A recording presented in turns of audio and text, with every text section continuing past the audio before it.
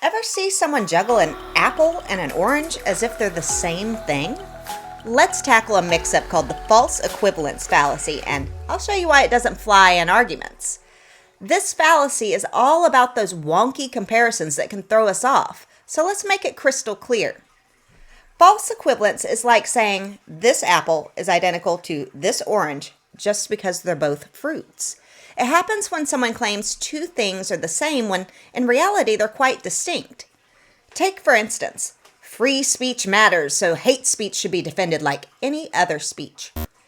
This argument wrongly puts two distinct types of speech on the same pedestal. Or consider a debate point. All sides have their issues, so they're all equally problematic. This simplifies the matter too much. Now let's look at an example from literature. In George Orwell's Animal Farm, the proclamation that all animals are equal, but some animals are more equal than others, showcases false equivalence in action. This statement, meant to highlight inequality and hypocrisy within the farm's new leadership, illustrates how similar phrases can be misleadingly equated, ignoring profound underlying differences. Falling for this fallacy can trick us into believing there's a balance where there isn't one, leading to skewed judgments and overly simplistic viewpoints. To catch a false equivalence, watch for comparisons that don't line up.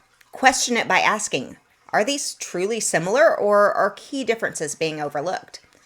And there we have it, the ins and outs of the false equivalence fallacy. Always question the comparisons being made. Thanks for tuning in. Remember to hit that like button and subscribe for more brainy nuggets. And in the meantime, learn about more fallacies in these videos or the book Mind Traps linked in the description. Woo!